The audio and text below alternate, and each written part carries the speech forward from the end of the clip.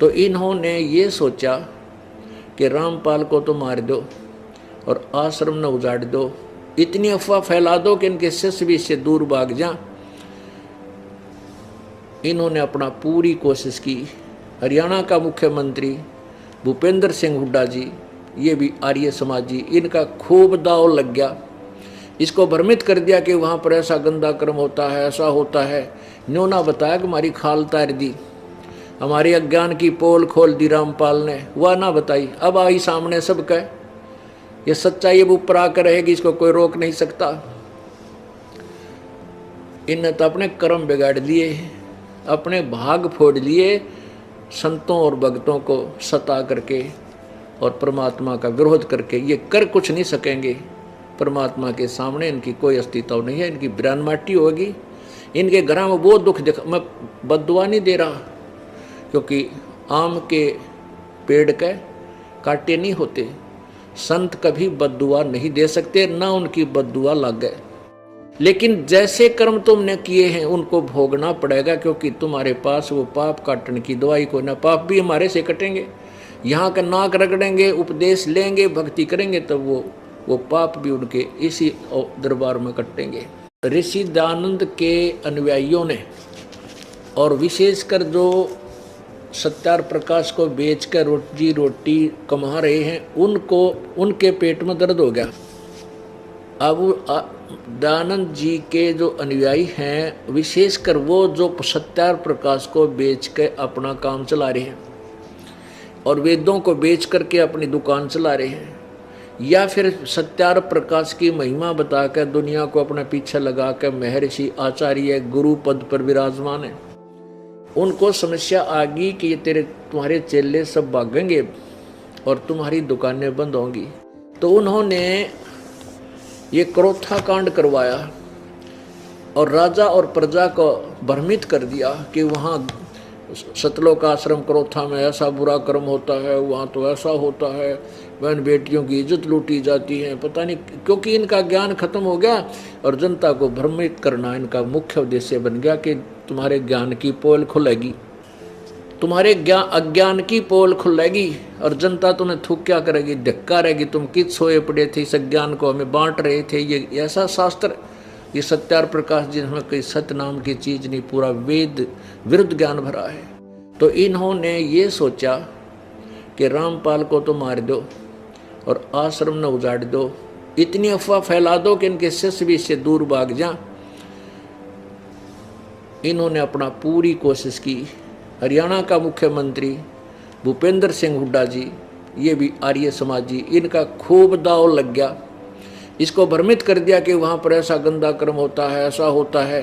न्यों ना बताया कि हमारी खाल तार दी, हमारे अज्ञान की पोल खोल दी रामपाल ने, वह ना बताई। अब आई सामने सब कह, ये सच्चाई अब ऊपर आकर रहेगी, इसको कोई रोक नहीं सकता।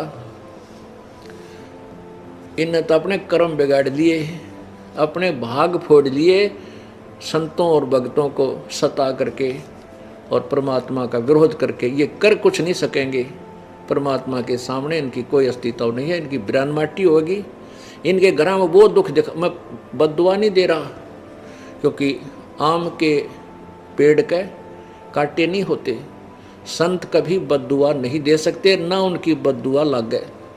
लेकिन जैसे कर्म तुमने किए हैं उनको भोगना पड़ेगा, क्योंकि तुम्हारे पास वो पाप काटने की दवाई को ना। पाप भी हमारे से कटेंगे, यहाँ का नाक रगड़ेंगे, उपदेश लेंगे, भक्ति करेंगे, तब वो पाप भी उनके इसी दरबार में कटेंगे। तो उन किए हुए कर्मों का भोग इनके ऊपर इतना भयंकर होगा, आपके सामने दिखा दूंगा।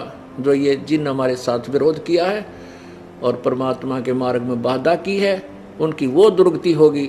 दुनिया सामने उंगली टेक टेक कहा करेगी, इन्होंने वो जुल्म किए थे, आज देखो इनके घरों में क्या हो रहा है।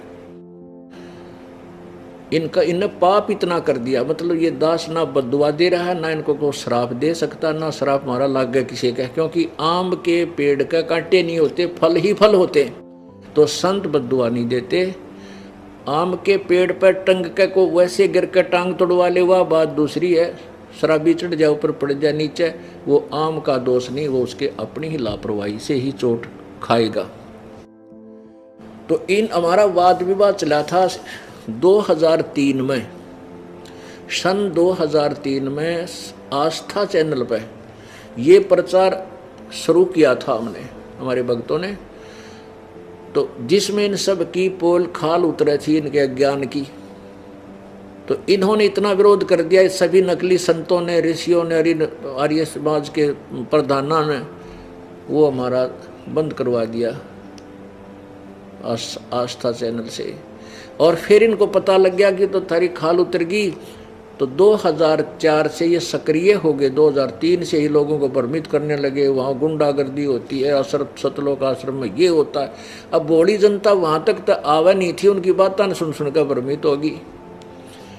और फिर ये यही जो कर्म इन्होंने, जो जुल्म अब 12 जुलाई सन 2006 में किया और करवाया आर्य समाज के नेताओं ने, ये पदाधिकारी आर्य समाज के जो आर्य प्रतिनिधि के नेताओं ने, ये 2 जनवरी 2005 को करना था। उसमें हमने इनके इस दुष्कर्म के ऊपर इस सम्मेलन का जो है कोर्ट से स्टे ले लिया था, जब तक ये बच गया था। फिर इन्होंने बाद में मुख्यमंत्री जी हरियाणा का आर्य समाजी आ गया, इसको भी इन्होंने मूर्ख बना दिया, इसको भ्रमित कर दिया कि वहाँ ऐसा होता है, वहाँ ऐसा होता है, तो गुंडा आदमी है, गुंडे वहाँ गुंडे रखता है, औरतें जाती हैं तो फिर राजा और प्रजा को भ्रमित करके वो अन्याय करा दिया। लेकिन हम ना किसी का विरोधी हैं, हम अपने अपने परमात्मा के सहारे ऊपर उठेंगे और एक दिन दिखा देंगे सच क्या है और झूठ क्या है। हम किसी को बद्दुआ नहीं दें, ना हम किसी का बुरा सोच भी नहीं सकते, करना तो बहुत दूर की बात है। अगर हम किसी का बुरा सोचते हैं तो भी हमें पाप लगता है, क्योंकि हम किसी को मान ले बद्दुआ दें या उसका विरोध करें तो क्या हम भगवान से बड़े हो गए कि हम भगवान के उनके जो कर्म में है, भाग में है, उसको हम नहीं टाल सकेंगे, क्योंकि भगवान का लिखा हुआ। हाँ, उनके पाप कर्मों को टाला जब जा सकता है जो भगवान के उस मंत्र से जुड़ जाएंगे, कोई भी हो। तो इसलिए हम परिचित हैं कि हम किसी के कर्म में बाधा नहीं कर सकते, बुरे हो सकते हैं। मान लीजिए किसी के भाग में राज्य है और हम सोचें उसके राज ने खत्म कर दिया, फिर हम तो भगवान से बड़े हो गए? नहीं, जब तक उस जिसके भाग में जो वस्तु है वो मिलेगी। और जब पुण्य कर्म क्षीण हो जाएंगे या बैटरी डिस्चार्ज होएगी, फिर आप पर पड़ा पड़ा रोएगा वो व्यक्ति, कोई भी है चाहे। तो वो दुखों का जब दौर शुरू होगा तब उसको याद आएंगे अपने किए हुए कुकर्म। तो हम इस परमात्मा के विधान से परिचित हैं, हम किसी की विरोध नहीं कर सकते किसी भी मार्ग में। हाँ, हम अपना पक्ष अवश्य पेश करते रहेंगे। जैसे हम परिचित इस ज्ञान से कि जैसे कंस को आकाशवाणी होगी कि तेरी बहन की 8वीं संतान तेरी मौत का कारण होगा। अब कंस ने उसी समय अपने बहन और बहनोई को मारना चाहा, खत्म करना चाहा।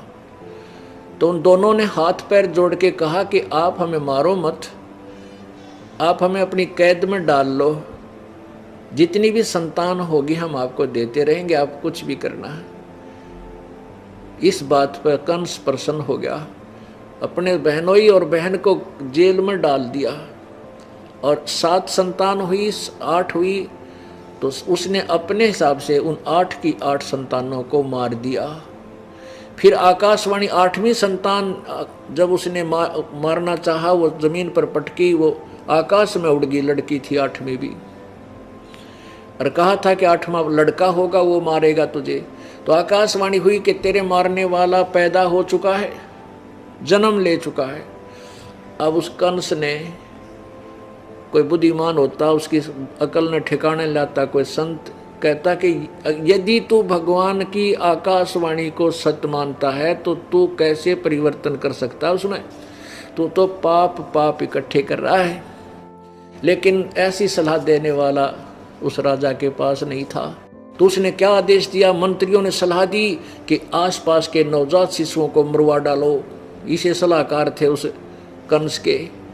तो कंस ने कहा बिल्कुल सही है, आसपास के क्षेत्र के को 2 वर्ष के 6 महीने के नवजात शिशु आज ही पैदा हुआ है, कोई 8-7 वर्ष के बालकों तक को सबको कत्लेआम करवा दिया उस पापी ने। और वो मरा भी फिर 8वीं संतान से ही मारा गया, और वो पाप इकट्ठे कर लिए, उसने अपनी जान नहीं बचा सका। पुण्यात्माओं, हम परमात्मा के विधान से परिचित हैं कि कंस ने कितने पाप किए। जैसे देवकी और वासुदेव को जब कैद में बंद किया, प्रथम संतान हुई, 8 संतान हुई, तो कम से कम 10 वर्ष 16 वर्ष तो लगे होंगे, एक 2 वर्ष के अंतर में। और भगवान कृष्ण जी भी 16, 17, 18 वर्ष के हो गए थे जब कंस को मारा।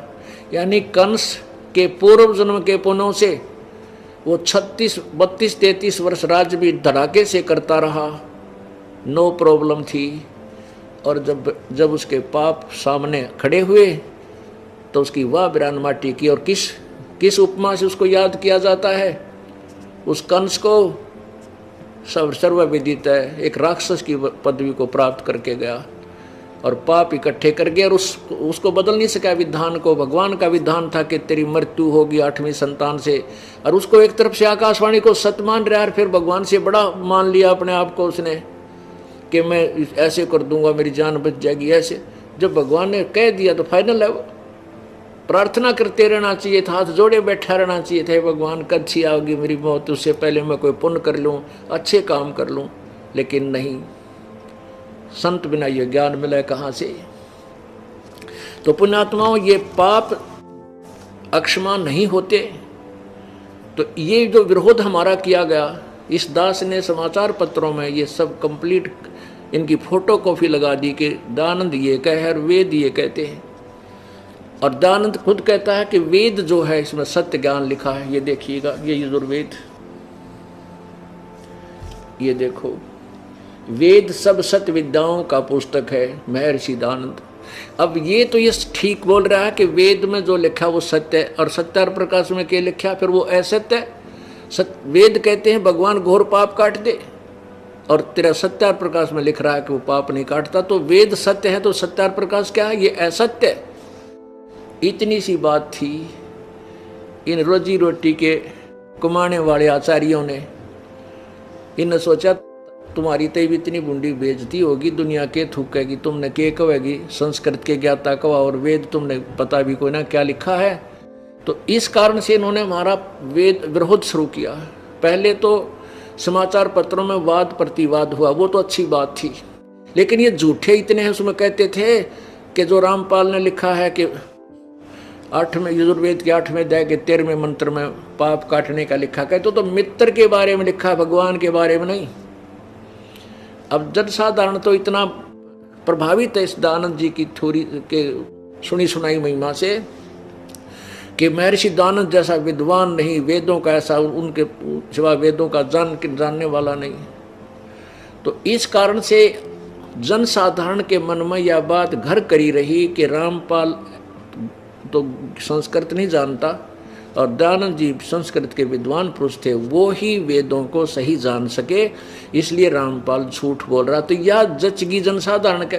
तो इस अज्ञान को हटाने के लिए दास ने प्रोजेक्टर का सहारा लिया कि आपको आँखें दिखा दूं कि दास आज तो सब शिक्षित हैं, अनुवाद ये करके गए हुए हैं, इसमें संस्कृत की हमें जरूरत है कौन पढ़ने की, और कहीं त्रुटि है तो हम संस्कृत में भी देवनागरी लिपि है, हम उसको पढ़ भी सकते हैं, शब्दकोश से मिला भी सकते हैं, उसका अनुवाद स्वयं भी कर सकते हैं, क्योंकि हमारे पास तत्व ज्ञान है। तो पुण्यात्माओं, फिर न देखा कि तो किसी तरह काबू नहीं आता, तो फिर सोचा आश्रम नष्ट करो और इसको बर्बाद कर दो, इतनी झूठ बोल दो कि जनता इनसे नफरत करे, इनके शिष्य भी भाग जाएं।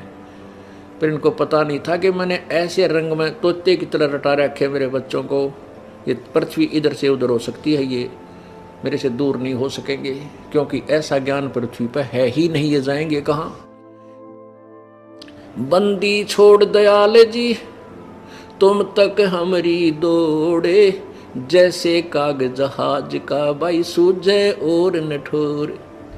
तो इस ज्ञान के समझने के बाद ऐसी दशा हो जाती है भक्तात्मा की कि जैसे समुद्री जहाज के अंदर काग बैठकर चले जाते थे कौवे बहुत दूर तक, सुबह उनको पत्थर मार कर उड़ा दिया करते थे जहाज के चालक, ये देखने के लिए कि हम अपने जहाज की दिशा ठीक जा रहे हैं या नहीं। क्योंकि कौवे में एक विशेष गुण दिया प्रभु ने कि वो रात्रि के समय, शाम के समय जहाँ से चला था, सारी रात चल करके आगे सुबह दिन के समय वो फिर उसी तरफ गति करता है, फ्लाई करता है जहाँ से वो चले थे। इससे वो अपनी दिशा का आइडिया लगा लेते थे जहाज के चालक कि हम ठीक चल रहे हैं, हमारा दिशा सूचक ठीक काम कर रहा है या नहीं।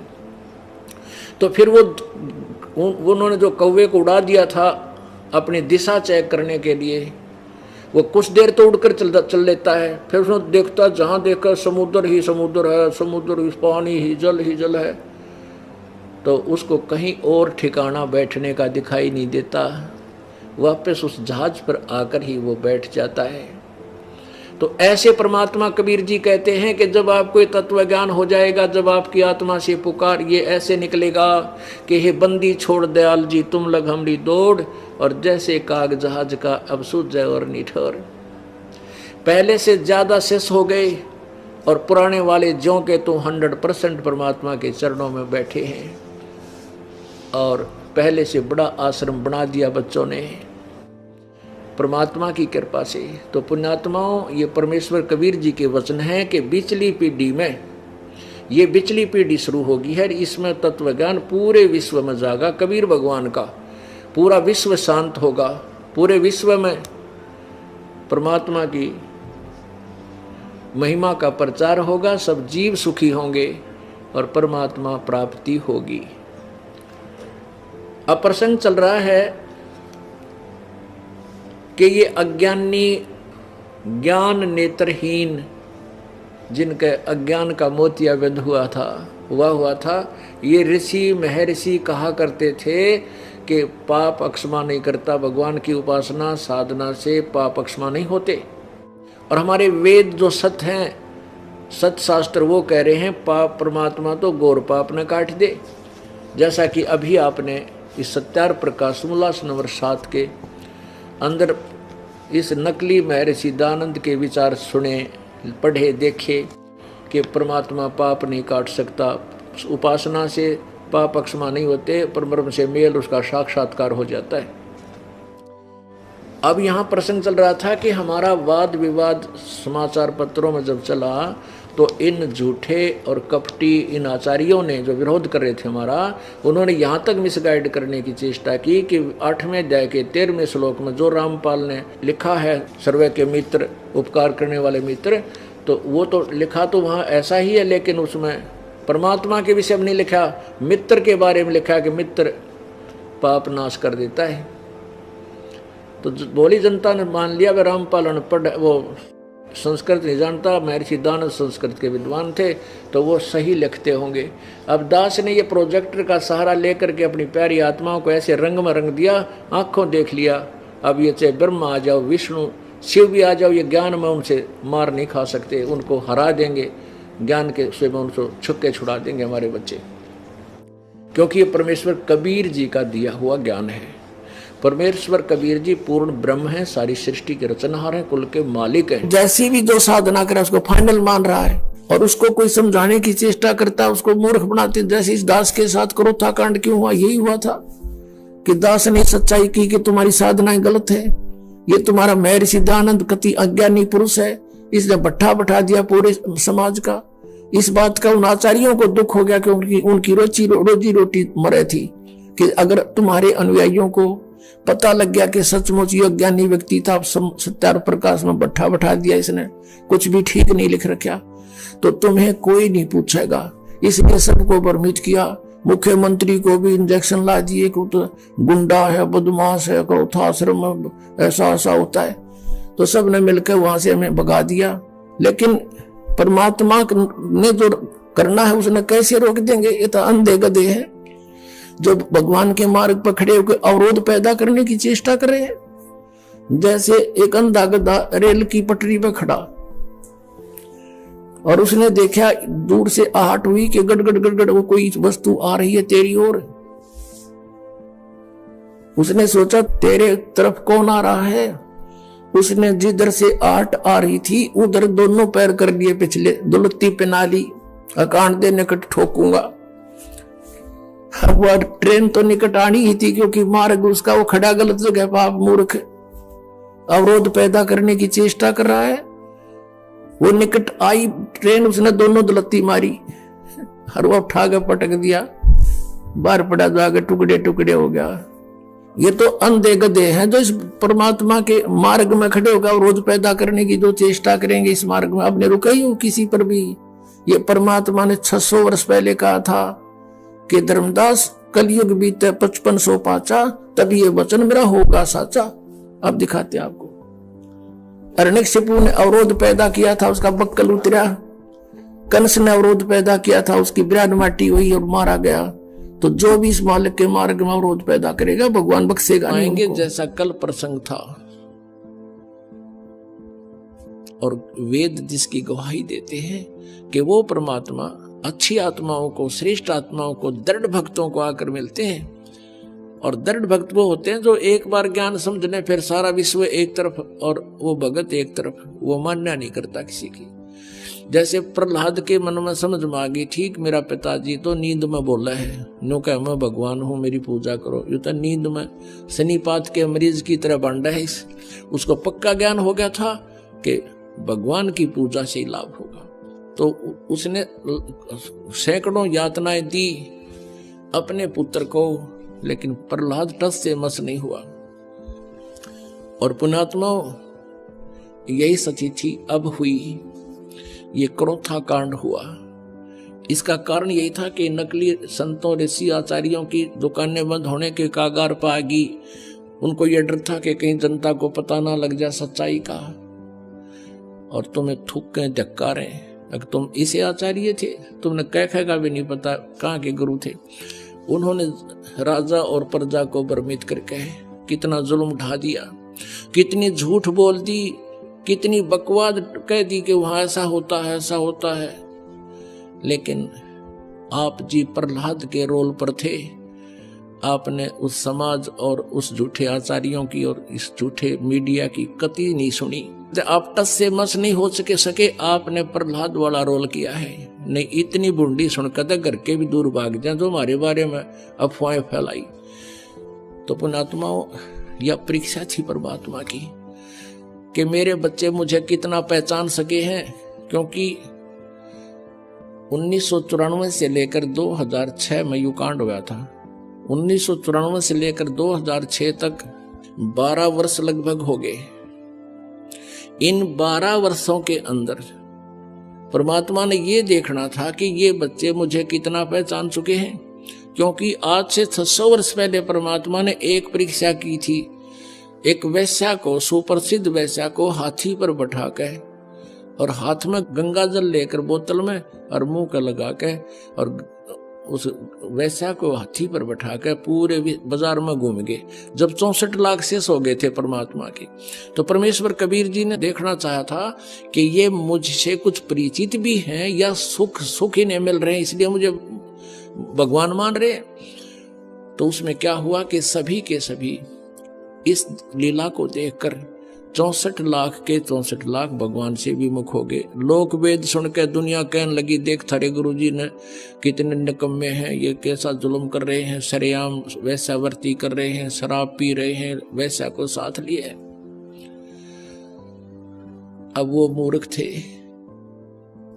परमात्मा कहा करते रहे, निकम्यों जब तुम्हें सुख होते थे, थारे दुख दूर होते थे, तुम्हारी जुबान का थूक सूख जाता था। मेरी महिमा गाते गाते जनता के सामने भगवान आए हैं, हम ऐसे दुखी थे, ऐसे दुखी थे, सुखी कर दिए। और आज मैं इतना गंदा हो गया कि शराब भी पीऊं और वैश्यावर्ती भी करूं, तुम्हारी इतनी बुद्धि भी काम नहीं करी, जाओ पड़ो बाढ़ में। यही देखना चाहो थे परमात्मा। तो पुण्यात्माओं, आज उससे भी बुरे आरोप हम पर लगाए, लेकिन मेरे बच्चा एक भी टस से मस नहीं हुआ, क्योंकि ये परिचित हो चुके थे भगवान से। तो इस शिक्षा का हमें ये लाभ हुआ है कि हम भगवान को पहचान रहे हैं। यह परीक्षा थी। और अब देखना ये विस्तार कितनी स्पीड से विश्व में जाएगा। हमारा उद्देश्य है कि सब मानव समाज इस तत्व ज्ञान से परिचित हो और जिससे ये माया की दौड़, माया की हाहाकार मच रही है, इसके पाने के लिए ना भाई देखता, ना बेटा देखता, ना माँ, ना कुछ। भाई बहन का आपस में रोज लड़ाई रहती है, झगड़े बढ़ गए हैं, पैसा कमाने के लिए रिश्वत है। तेरा गजब हुई। समाचार पत्रों में सुनते हैं, राजा लोग रिश्वत लेते हैं, जज लोग रिश्वत लेते हैं। आग लगी फिर रह गया कि इस पृथ्वी पे फिर कौन जीव बचेगा? पुण्यात्माओं, कितने तक कानून बना लियो ये सरकारें, कति कोई लाभ नहीं होगा। इस अध्यात्म ज्ञान से जीव को हेट हो जाएगी इन गंदे कर्मों से।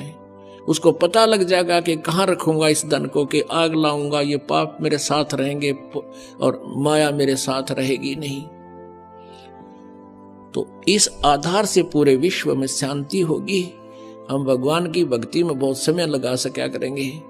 अब तो दिन रात माया जोड़न की तगड़मबाजी फार्मूले याद रखें हम, कैसे धन जुड़े। और धन वही मिलना जितना भाग्य में, उससे अधिक मिल नहीं सकता। और परमात्मा कबीर जी की शरण में आने के बाद आपके भाग्य में ना होगा तो भी देगा। सत साहिब जी, इस वीडियो के बनाने का उद्देश्य हमारा किसी को भी नीचा दिखाना व किसी की भावनाओं को ठेस पहुंचाना व समाज में किसी भी तरह के दंगे करवाने का नहीं है। इस वीडियो के बनाने का उद्देश्य हमारा संत रामपाल जी महाराज जी के ज्ञान को व उनकी सच्चाई को दिखाना है। क्या वे रियल में संत है या ढोंगी बाबा है? क्या उन्हें सच में शास्त्र ग्रंथों का ज्ञान है या नहीं है? तो आइए देखते हैं संत रामपाल जी महाराज जी की सच्चाई। बल तथा पद का दुरुपयोग न करें, कुछ डरो परमात्मा से, भक्ति करो तो आत्मा से।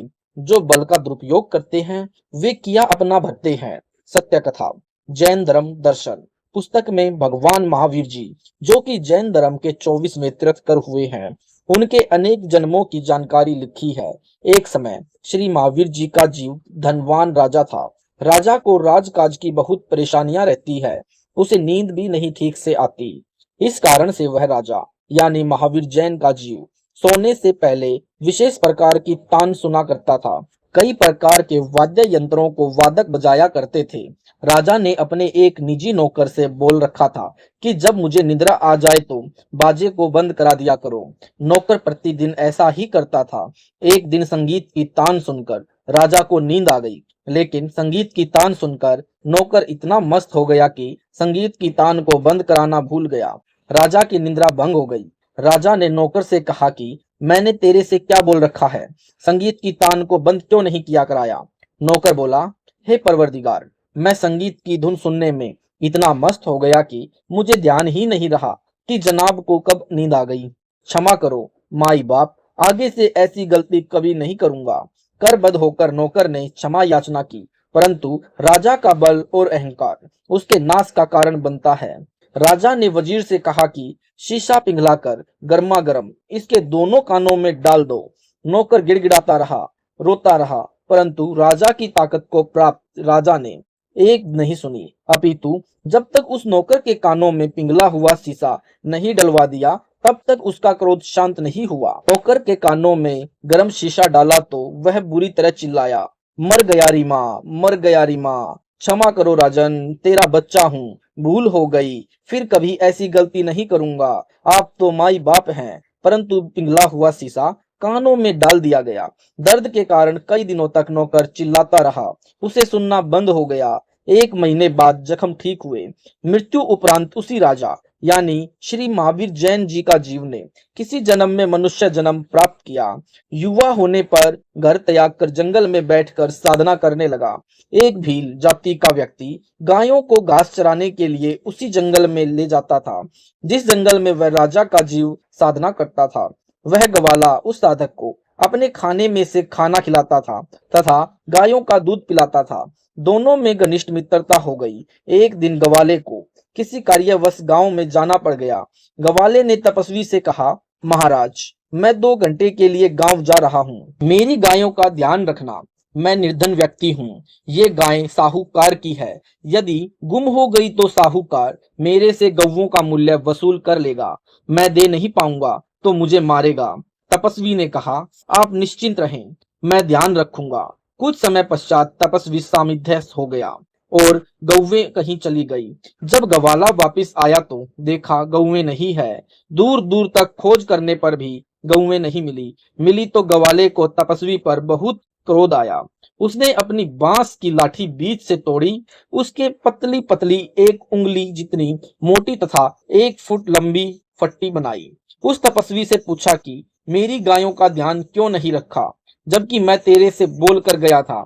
यदि ध्यान नहीं रखना था तो मना कर देता। तपस्वी ने कहा, मैं समाधि लगा रहा था, इस कारण से भूल गया। गवाला बहुत क्रोध में था। उसने तपस्वी का सिर पकड़ा और एक एक करके दोनों कानों में बांस की फट्टी ठोक दी। तपस्वी के कानों के पर्दे फट गए। असहनीय पीड़ा होने पर लगी, कानों से रक्त बहने लगा। दर्द के मारे तपस्वी बुरी तरह चिल्लाने लगा। वह गवाला चला गया, फिर कभी उधर नहीं गया। 1 महीने के पश्चात अचानक एक वैद्य उस जंगल में जड़ी बूटियां लेने गया। वैद्य को तपस्वी की हालत देखकर दया आ गई। वैद्य ने धीरे धीरे पहले एक कान की फट्टी निकाली। निकालते समय भी भयंकर दर्द हुआ। फिर दूसरे कान की फट्टी निकाली। बांस की फट्टी में सली होती है जो बहुत गहरी चुभ जाती है। फट्टी निकालते समय वे सली भी लगी। कहने का भावार्थ है कि उस राजा के जीव ने उस गरीब नौकर को जो दंड दिया था, यानी शीशा पिघलाकर कानों में डाला था, नौकर कितना दुखी हुआ था। वही नौकर वाला जीव गवाला रूप में जन्मा और अपना बदला लिया। जब वह तपस्वी राजा था, उसके पास सेना की ताकत थी, पुलिस थी। राजा ने कभी नहीं सोचा था कि मैं कभी राजा न रहूंगा, तब मेरा क्या होगा। अब वही राजा वाला जीव जंगल में अकेला था, कोई बचाने वाला नहीं था। इसलिए राजा हो चाहे रंग, उसको परमात्मा के संविधान का ज्ञान होना अनिवार्य है। कुछ समय के लिए पद की ताकत प्राप्त करके इंसान परमात्मा के विधान को भूल जाता है। दिनांक 18/11/2014 को 6 मासूमों की जान लेकर 1000 के लगभग श्रद्धालुओं तथा संत रामपाल जी को जेल में डालकर देशद्रोह का झूठा मुकदमा बनाकर श्री मनोहर लाल खट्टर सरकार फूली नहीं समा रही है। राजा प्रजा का पिता होता है। यदि पिता ही अपनी प्रजा रूपी संतान पर ऐसे जुल्म करेगा तो उस सरकार के सर्व अधिकारी तो न्याय पक्ष की बात कर ही नहीं सकते। उनको कीड़े पड़ते हैं तथा उनका अंत समय बहुत बुरा होता है। भीष्म पितामह ने जब द्रौपदी को भरी सभा में नंगा किया जा रहा था, उस समय सत्य पक्ष यानी न्याय पक्ष की बात नहीं कही। उसी का परिणाम युद्ध में भोगा। कई दिन तक सर से यहाँ पर टंगा रहा, कराह कराह कर मरा था। यही दशा सरकार के उन पदाधिकारियों की होगी जो सत्ता पक्ष में है या विपक्ष में कुछ शक्ति रखते हैं और संत रामपाल जी के तथा अनुयायियों के साथ हो रहे अन्याय अत्याचार के विषय में नहीं बोलते। सत्संग में यही याद दिलाया जाता है कि मन नेकी कर ले, 2 दिन का मेहमान, मात पिता तेरा कुटुंब कबीला, कोई दिन का यह तन मन का मेला, अंत समय उठ चले अकेला, तज माया अभिमान। सरब सोने की लंका थी, रावण से रणधीरम, एक पलक में राज बिराजा, जम के पड़े जंजीरम। मर्द गर्द में मिल गए, रावण से रणधीरम, कंस के सी चाणोर से हिरणाकुश बलबीरम। तेरी क्या बुनियाद है, जीव जन्म धर लेत, गरीब दास हरि नाम बिन, तेरा खाली रह जा खेत। भावार्थ है कि मर्द गर्द में मिल गए। रावण अपने आप को मर्द अर्थात शूरवीर मानता था, किसी से नहीं डरता था। परमात्मा से डरकर न रहने के कारण गर्द अर्थात मिट्टी में मिल गया। सवर्ण की लंका नगरी का राजा था, सर्व संपत्ति त्याग कर खाली हाथ चला गया। न राज रहा, न धन रहा, न काया यानी शरीर जिसका बहुत गर्व था। गरीबदास जी महाराज जी ने कहा है, काया तेरी है नहीं, माया कहां से होए, चरण कमल में ध्यान रख, इन दोनों को खोए। भावार्थ, हे भोले जीव, यह शरीर भी तेरा नहीं है। जिस माया यानी धन संपत्ति को तू अपनी मान रहा है वह तेरी कैसे है। यह भूल अध्यात्म ज्ञान के अभाव से लगी है। मनुष्य जन्म का मूल उद्देश्य भक्ति करना है, इसलिए इन दोनों को मिथ्या जानकर परमात्मा के चरण कमलों में ध्यान रख अर्थात परमेश्वर की भक्ति कर। इसी प्रकार राजा कंस, उसका मित्र केशी राक्षस तथा कंस के राज्य का सबसे शक्तिशाली पहलवान चाणूर यानी जो चमार जाति से संबंध रखता था तथा हिरण्यकश्यप यानी राजा जो बहुत बलवान तथा सिद्धि युक्त था, वह भी अन्याय तथा अत्याचार करके बुरी मौत मरा, निंदा का पात्र बना। हे सामान्य जीव, जब ऐसे ऐसे संपन्न राजा पहलवान आदि भगवान से न डरकर कोरी कुबद करके मनुष्य जीवन को नष्ट करके खाली हाथ चले गए तो तेरी क्या बुनियाद है, अर्थात तेरा क्या आधार है। तू कर्मों के वश हुआ भिन्न भिन्न प्राणियों के शरीर में जन्म धर लेता है, वहां कष्ट उठाता है। यदि भक्ति नहीं करोगे तो आपका मनुष्य जीवन ऐसे व्यर्थ हो जाएगा जैसे जिस खेत में बीज बोए बिना खेत खाली रह जाता है। किसान बहुत हानि उठाता है, इसलिए 2 दिन के राजपाट व सरकारी पद प्राप्त करके हवा में मत उड़। अपनी औकात को पहचान, अपने से दुर्बल को कभी तंग न करना, नहीं तो उस निर्बल की आत्मा की हाय आपका सर्वनाश कर देगी। परमेश्वर कबीर जी ने कहा है, कबीर दुर्बल को ना सताइए, जाकी मोटी हाय, बिना जीव की समाज से लो भस्म हो जाए। भावार्थ, पुराने समय में लुहार यानी कारीगर पशु के चर्म की धौंकनी बनवाते थे, जिससे अपने अहरण की आग जलाने व तेज अग्नि प्रज्वलित करने के लिए पंखे की तरह हवा लगाते थे। वह निर्जीव पशु की खाल से निर्मित धौंकनी ऐसे चलती थी जैसे मनुष्य सांस लेता है और छोड़ता है। उस धौंकनी की आवाज ऐसे निकलती थी जैसे किसी व्यक्ति पर विशेष कष्ट आ गिरा हो। वह हाय गलता था, अर्थात दुखी होकर अंदर अंदर कष्ट महसूस करके मुख से सांस छोड़ता है। वह निर्बल व्यक्ति उस प्रबल व्यक्ति को जुबान से कुछ नहीं कह सकता, क्योंकि वह और अधिक कष्ट दे सकता है, इसलिए अंदर ही अंदर परमात्मा से पुकार करता है। उसकी हाय उस प्रबल व्यक्ति का नाश कर देती है। इसलिए सतर्क किया है कि जब बिना जीव की सांस यानी धौंकनी की हाय हाय से फौलाद भी पिघल जाता है तो जीवित जीव की सांस की हाय से तो और अधिक नाश उस व्यक्ति का हो जाएगा जो दुर्बल को सताता है। इसलिए कहा है कि दुर्बल को दुखी मत करो, जीवो या जीने दो। श्रीमद् भगवत गीता अध्याय नंबर 9 श्लोक नंबर 30 में कहा है कि यदि कोई अतिशय दुराचारी यानी पर स्त्री गमन करने वाला है और वह भक्त है तो उससे नफरत नहीं करनी चाहिए, उसको साधु समान समझना चाहिए। वह सुधरकर भक्ति करके मोक्ष प्राप्त कर लेता है। कई व्यक्ति कहते हैं कि सत्संग में सब लफंगे पुरुष तथा लफंगी स्त्रियां जाती है। उनसे निवेदन है कि आपके ये विचार सांसारिक है, आध्यात्मिक नहीं है। मानते हैं कि सत्संग में कुछ बदनाम स्त्री पुरुष भी जाते हैं। यदि वे सत्संग में नहीं जाएंगे तो उनको भले बुरे का ज्ञान कैसे होगा, वे कैसे सुधरेंगे। जैसे मैला कपड़ा यदि साबुन और पानी तथा धोबी के संपर्क में ही नहीं आएगा तो स्वच्छ कैसे होगा। यदि सत्संग में जाता है और फिर भी गलती करता है तो वह अपनी ही हानि करता है, वह भक्त नहीं है। यदि कोई कहे कि ऐसे व्यक्ति सत्संग में क्यों जाते हैं, वे सत्संग में जाए या न जाए, वे व्यक्ति स्थायी तौर पर तो किसी गांव या शहर में रहते हैं, तो क्या कोई यह कहे कि ये निकम्मे व्यक्ति गांव में क्यों रहते हैं। सत्संग में तो वे महीने या 15 दिन में जाते होंगे और गांव या शहर में महीने में 25 दिन रहते हैं। क्या पूरा गांव या शहर बुरा बन गया? नहीं। जैसे गांव शहर के व्यक्ति उनसे परिचित होते हैं, उनको मुंह नहीं लगाते, उसी तरह से स्त्री पुरुष सत्संग में जाते हैं तो सत्संगियों को पता होता है, वे उनको मुंह नहीं लगाते, अपितु अन्य को भी सतर्क करते हैं कि इनसे सावधान रहना। एक ऐसी परंपरा सी बन गई कि यदि किसी को बदनाम करना है तो उस व्यक्ति का नाम किसी स्त्री से जोड़ दो, बस, फिर कुछ कहने करने की आवश्यकता नहीं है। यदि कोई व्यक्ति समाज में प्रतिष्ठावान है तो उसकी उस बुराई पर कोई ध्यान नहीं देता, क्योंकि उससे डर लगता है और उससे बहुत से कार्य सिद्ध करने होते हैं। एक बार भारत के प्रधानमंत्री श्री अटल बिहारी वाजपेयी जी थे, उन्होंने विवाह नहीं करवाया था।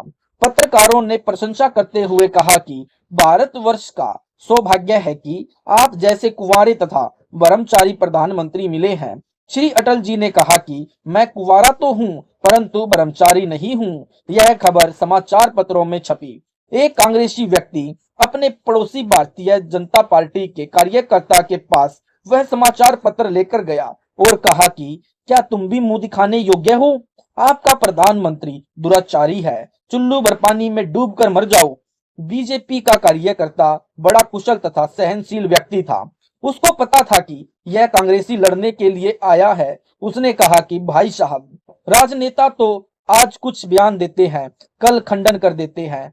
आप यह बताओ कि आप किस परमात्मा को इष्ट मानते हो? मैं भी भक्ति करना चाहता हूँ, मैं तो राजनीति से तंग आ चुका हूँ। कांग्रेसी कार्यकर्ता ने कहा, मैं श्री कृष्ण भगवान को इष्ट मानता हूँ और प्रत्येक पूर्णमासी को गिरिराज पर्वत की परिक्रमा करने आता हूँ। भारतीय जनता पार्टी वाले ने कहा, वाह वाह, आपने इष्ट बड़ा ब्रह्मचारी चुन रखा है।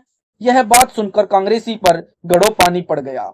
बीजेपी वाला बोला, भगवान श्री कृष्ण ने सारे ब्रिज की गोपियों की ऐसी तैसी की, राधा की ऐसी तैसी की, जिस कारण से श्री कृष्ण जी का उर्फ नाम राधा रमन गोपाल अर्थात राधा गौड कृष्ण भी कहा जाता है। और सुन, एक राजा ने 16,000 औरतों को अपनी हवस पूर्ति के लिए रखा था, लेकिन उनका उदर भी ठीक से नहीं भरता था।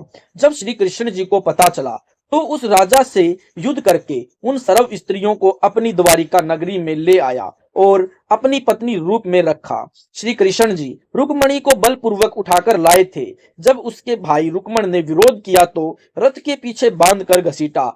रुक्मणी की प्रार्थना पर उसकी जान बख्शी थी। इसके अतिरिक्त 7 विवाह और करा रखे थे। भगवान श्री कृष्ण जी की 16,008 रानियां मानी गई हैं। राधा की एक्स्ट्रा थी। श्रीमद् भगवत सुधा सागर को पढ़ें तो और भी अच्छे चरित्र आपके इष्ट देव के पढ़ने को मिलेंगे। जैसे एक बार गोपियां नदी में निवस्त्र होकर स्नान कर रही थी। सर्व वस्त्र नदी के किनारे रखे थे। भगवान श्री कृष्ण जी ने उनके वस्त्र उठाए और छिपे गए। फिर गोपियों ने प्रार्थना की तो कहा, बाहर आओ तब दूंगा। अंत में गोपियां अपने गुप्तांगों पर आगे पीछे हाथ रखकर नदी के पानी से बाहर आई। क्या लिखें, कलम कांप जाती है। हे भाई कांग्रेसी, आपके इष्ट देव की महिमा कहां तक वर्णन करूं, और आप जी हमारे आदरणीय प्रधानमंत्री जी की झूठी सच्ची खबर पढ़कर इतना खफा हो गए। यदि हम अपने अंदर झांक कर देखेंगे तो कोई बुरा नहीं लगता। सजनों, उस समय श्री कृष्ण जी का इसी बात पर विरोध होता था कि वह अच्छे चरित्र का राजा नहीं है। गोपियां रात्रि में अपने पतियों को सोता छोड़कर मुरली की धुन सुनकर जंगल में श्री कृष्ण जी के पास चली जाती थी। वर्तमान में करोड़ों व्यक्ति उनको प्रभु मानकर पूजा कर रहे हैं। श्री कृष्ण जी उस समय भी प्रभु थे, आज भी प्रभु है। यदि उस समय उनको पहचाना होता तो सब सुदामा की तरह उनसे लाभ ले सकते थे। भावार्थ है कि महापुरुषों को समय रहते पहचान कर लाभ उठाना चाहिए। संत रामपाल जी को पहचानने के लिए उनके सत्संग सुने, वह पुस्तकें पढ़े। सजनों, संत रामपाल जी महाराज को व्यर्थ में झूठी अफवाहों के कारण बदनाम कर रखा है। वे वर्तमान में एक महान संत, महान समाज सुधारक तथा चरित्रवान महापुरुष हैं। फिर भी दूध का दोया कोई नहीं है। कबीर परमेश्वर जी ने कहा है कि कबीर, बुरा जो देखन मैं चला, बुरा न मिलिया कोई, जब मन खोजा आपना, मुझसे बुरा न कोई। एक बार एक गांव के बाहर एक स्त्री को कुछ लोग पीट रहे थे। अन्य गांव वाले देख रहे थे, कह रहे थे, मारो और मारो, यह कलूटा है, बदजलन है। एक संत वहां से गुजर रहा था। गांव वाले जानते थे कि यह जिस किसी को शाप दे देता है उसका सर्वनाश हो जाता है। उस संत ने पूछा कि आप इस अबला को इतनी बेरहमी से क्यों पीट रहे हो। उत्तर मिला कि हे महाराज, यह बदचलन औरत है। संत ने कहा, ठहरो, इसको मैं बताता हूँ, ऐसे मारो। संत ने कहा कि सब दर्शक एक एक पत्थर का टुकड़ा या छोटा डला उठा लो। सबने एक एक पत्थर या ईंट का रोड़ा उठा लिया। संत ने कहा कि प्रत्येक व्यक्ति इसको पत्थर मारे, परंतु एक ध्यान बात रखे, पत्थर वही मारे जिसने कभी ऐसा पाप न किया हो। यदि किसी ऐसे व्यक्ति ने पत्थर मारा जिसने ऐसा दोष कभी नहीं किया है तो वह यही भस्म हो जाएगा। इतनी बात सुनते ही एक एक करके सबके हाथ से पत्थर पृथ्वी पर गिर गए। एक ने भी पत्थर नहीं मारा।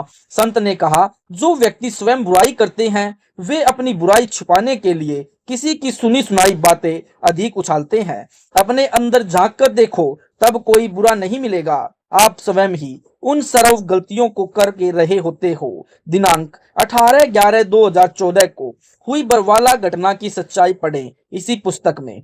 जब तक सूरज चांद रहेगा, संत रामपाल जी व इसके अनुयायियों तथा भारत का विश्व में नाम रहेगा। संत रामपाल दास जी ने सर्वधर्मों के सदग्रंथों को पढ़कर उनको ठीक ठीक जानकर सार ज्ञान मानव को दिया है। इसकी शुरुआत अपने भारत देश से की गई है, क्योंकि वर्तमान में यदि कहीं कुछ दया शेष है तो वह भारत वर्ष में ही है। संत रामपाल दास जी ने भारतवर्ष को सर्व बुराइयों से रहित करने के उद्देश्य से तत्व ज्ञान तथा यथार्थ आध्यात्मिक ज्ञान का प्रचार हरियाणा प्रांत से शुरू किया। संत रामपाल दास जी के सत्संग प्रवचनों का आधार महान संत कबीर जी की अमृत वाणी है तथा उन्हीं वाणियों के समर्थन में अन्य धर्मों के सदग्रंथों से भी प्रमाण मिला है, जो कुल मिलाकर मानव को एक ही संदेश देते हैं। संत रामपाल दास जी का उद्देश्य यह है कि नंबर 1, भारतवर्ष नशा, मांसाहार, भ्रष्टाचार, दहेज प्रथा तथा भ्रूण हत्या आदि आदि बुराइयों से पूर्ण रूप से मुक्त हो, ताकि भारत फिर से सोने की चिड़िया के नाम से विश्व में प्रसिद्ध हो। जीवित उदाहरण, परमार्थ करते करते संत रामपाल जी के 940 अनुयायी केंद्रीय कारागार नंबर 1 हिसार में झूठे देशद्रोह के मुकदमे में बंद हैं। उनमें से कोई भी मांसाहार तथा नशा नहीं करता और न ही भ्रष्टाचार करता है। इसके अतिरिक्त संत रामपाल जी के लाखों अनुयायी भारत के अनेकों राज्य में हैं। उनकी जांच करें, वे कितने अच्छे नागरिक हैं। क्या इतने नेक व्यक्ति देशद्रोही हो सकते हैं? कभी नहीं। जिनके प्रवचनों से वे नेक नागरिक बने हैं, क्या वह संत देशद्रोही हो सकता है? जो व्यक्ति ऐसे नेक संत के साथ रहकर सत्संग में आने वाले देश के नागरिकों की सेवा करते थे तथा संत का विशेष सहयोग दे रहे थे, क्या वे देशद्रोही हो सकते हैं? कभी नहीं। एक षड्यंत्र के तहत देश के प्रधानमंत्री जी तथा प्रदेश यानी हरियाणा राज्य के मुख्यमंत्री जी को सच्चाई से दूर रखा जा रहा है, जिसके पीछे किसी शातिर व्यक्ति की योजना कार्य कर रही है। दूसरा उदाहरण, संत रामपाल दास जी ने सत्संग किए हैं। प्रोजेक्टर पर प्रत्येक धर्म के सदग्रंथों को संपूर्ण विश्व के श्रोताओं के रूबरू किया है। उनकी वीडियो बनाई गई तथा ज्ञान गंगा गहरी नजर गीता में आध्यात्मिक ज्ञान गंगा, भोगेगा अपना किया रे, मानवता का ह्रास तथा विकास आदि आदि पुस्तकें बनाई गई, जिनको डाउनलोड किया जा सकता है। इसके अतिरिक्त इंटरनेट पर यूट्यूब पर भी सत्संग की वीडियो देखी जा सकती है। कुछ सज्जन कहते हैं कि आध्यात्मिक ज्ञान चर्चा तो आमने सामने बैठे तब मानी जाती है। उनसे निवेदन है कि जैसे मीडिया वाले कश्मीर के मुद्दे पर सब राजनीतिक पार्टियों से प्रश्न करके उनके विचार रिकॉर्ड करके टीवी पर चला देते हैं, सतीत स्पष्ट हो जाता है कि कौन तथा क्या कहता है। इसी प्रकार साधना टीवी वालों ने उपरोक्त सब संतों तथा संत रामपाल जी महाराज के विचार रिकॉर्ड किए और आध्यात्मिक ज्ञान चर्चा नामक प्रोग्राम के तहत टीवी पर चला दिए, जिससे हमें पता चला कि किसको कितना आध्यात्मिक ज्ञान है। यदि संत रामपाल दास जी को वक्त रहते नहीं पहचाना तो भारतवासियों को बाद में बहुत पछताना होगा। ईसा मसीह जी के साथ घटना, जैसे ईसाई धर्म के प्रवर्तक ईसा मसीह जी को लोग उस समय नहीं पहचान पाए। उस समय के धर्मगुरुओं ने उस महान आत्मा का घोर विरोध किया तथा वहां के गवर्नर को सत्य न बताकर संत ईसा जी को बदनाम करके तथा धर्म का द्रोही, देश का द्रोही बताया।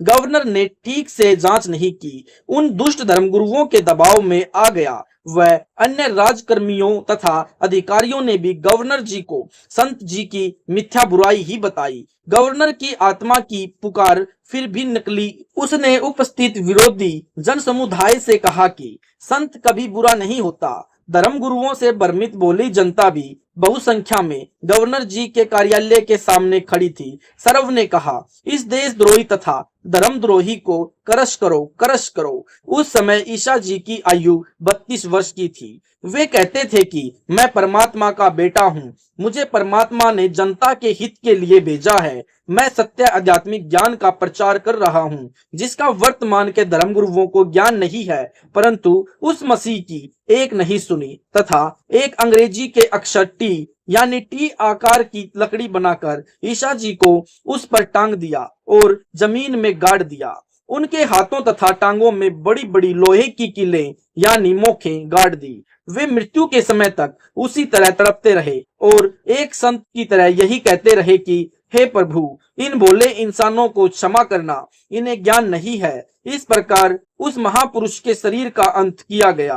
वर्तमान में आधे से अधिक विश्व उस महापुरुष का अनुयायी यानी ईसाई है।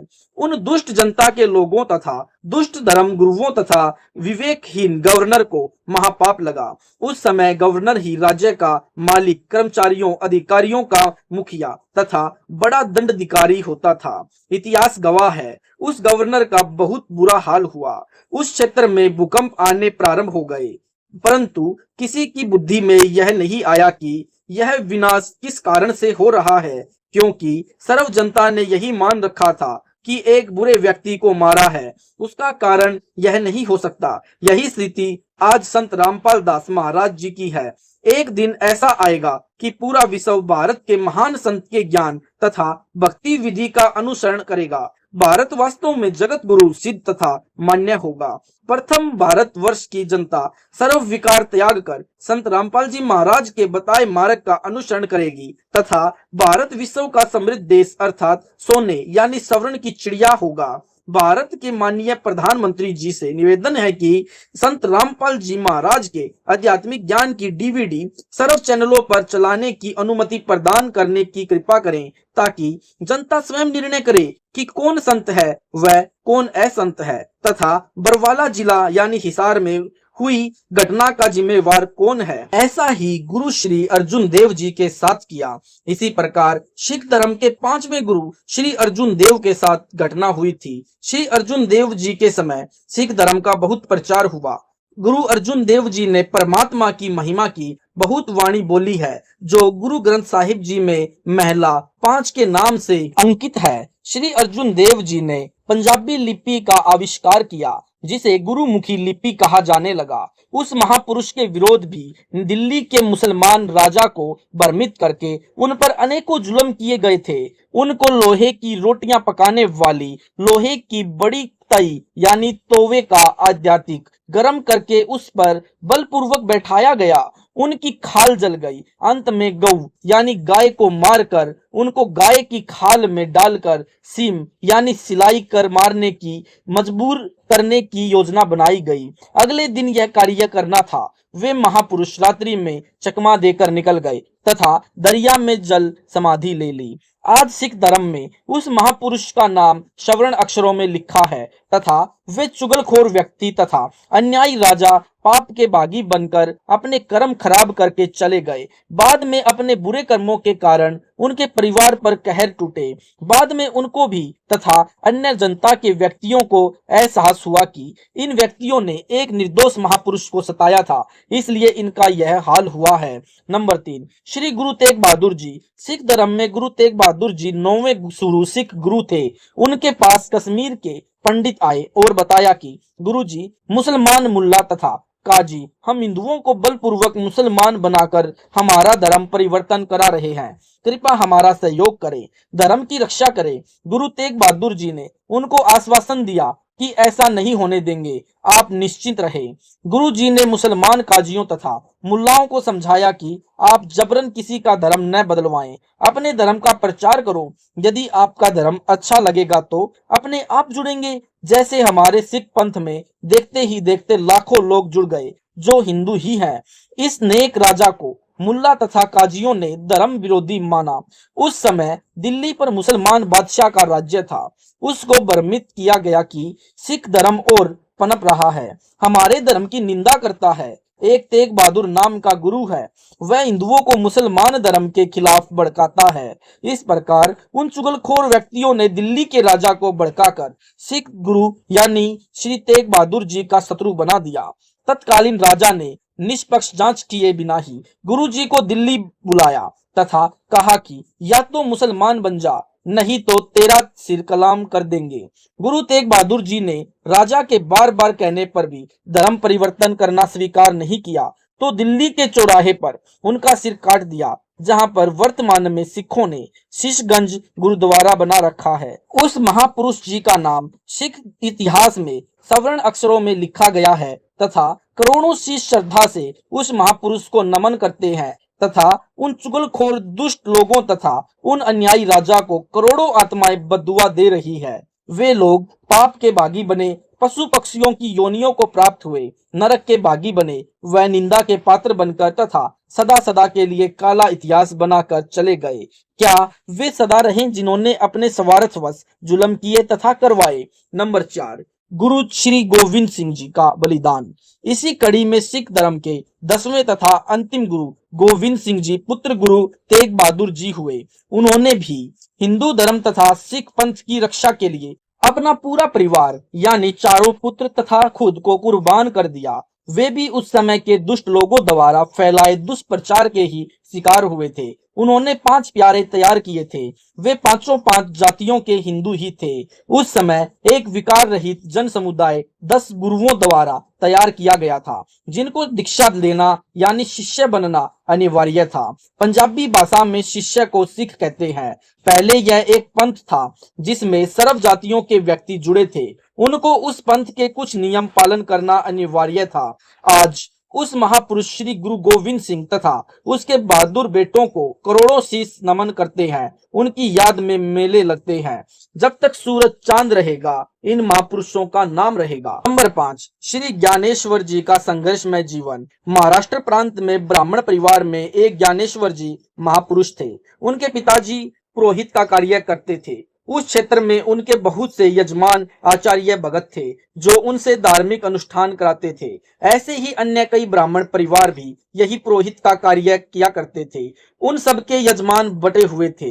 उन्हीं से सब ब्राह्मणों की रोजी रोटी अर्थात परिवार पोषण चलता था। एक बार संत ज्ञानेश्वर जी के मन में परमात्मा प्राप्ति की प्रबल प्रेरणा हुई। वे घर त्याग कर वैराग्य धारण करके कहीं चले गए। पीछे से उनके हिस्से के यजमान अन्य ब्राह्मणों ने बांट लिए।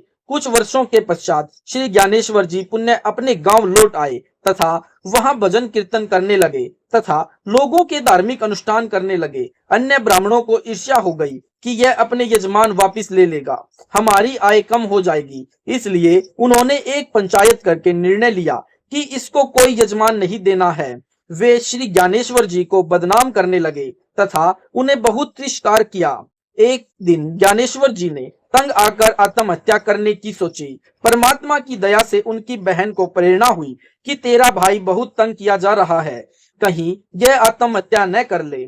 जिस समय ज्ञानेश्वर जी यह विचार कर ही रहे थे कि बंद कमरे में उनकी बहन ने बाहर खड़ा होकर कहा कि हे भाई, आप आत्मघात न करना, यह महापाप लिखा है शास्त्रों में। जिस परमात्मा ने चोंच दी है वह चुग्गा भी देता है। आप परमात्मा पर विश्वास रखो। आपने तो जनता के हित में बहुत कुछ करना है। अपनी बहन की बातें सुनकर श्री ज्ञानेश्वर जी ने आत्महत्या का उद्देश्य त्याग दिया।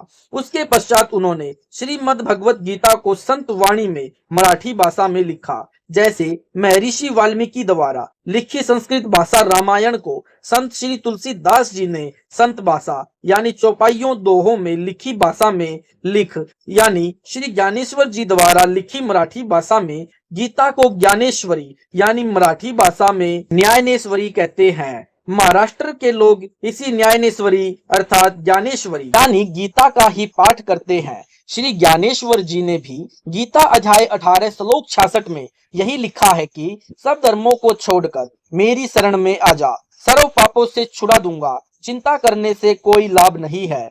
विरोधियों द्वारा फिर भी श्री ज्ञानेश्वर जी का दुष्प्रचार तथा विरोध जारी रहा। कई बार उनको मारने की भी कोशिश की गई। उनको निर्वाह की कठिनाई का अधिक सामना करना पड़ा। दुखी होकर संत ज्ञानेश्वर जी ने धरती में गड्ढा खोदकर उसमें जीवित समाधि लेकर अपने जीवन का अंत करना पड़ा। आज महाराष्ट्र में संत श्री ज्ञानेश्वर जी का नाम हर बच्चे बच्चे की जुबान पर है तथा करोड़ों सिर उनको समाधि पर झुकते हैं। उस महापुरुष की याद में मेले लगते हैं।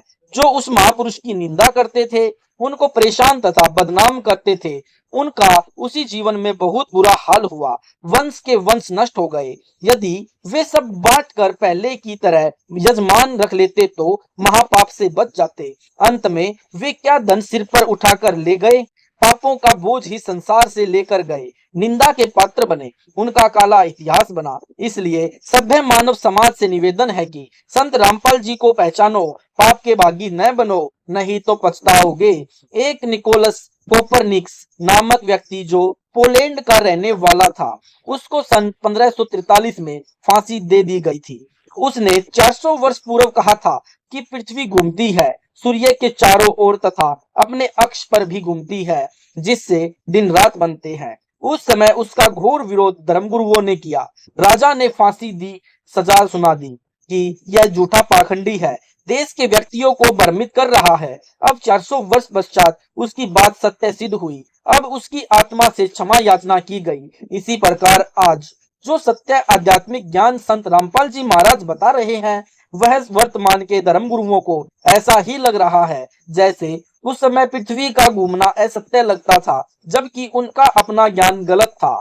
इसी प्रकार वर्तमान में विश्व के सर्वधर्म गुरु संत रामपाल दास जी महाराज के तत्व ज्ञान को यानी जो पूर्ण रूप से सत्य है असत्य मान रहे हैं तथा जनता को भ्रमित कर रहे हैं। इसकी जांच के लिए पहले भारत की जनता से ही अनुरोध है कि संत रामपाल जी महाराज जी का तत्व ज्ञान उनकी पुस्तकों में पढ़े या YouTube या इंटरनेट पर संत रामपाल जी महाराज के सत्संग वीडियो देखें। सत साहिब जी, यह वीडियो आपको अच्छा लगा तो वीडियो को लाइक करें, शेयर करें, कमेंट करें। अगर आप हमारे चैनल पर पहली बार वीडियो देख रहे हैं तो हमारे चैनल को सब्सक्राइब करना न भूलें। सत साहिब जी, मिलते हैं अगली वीडियो में।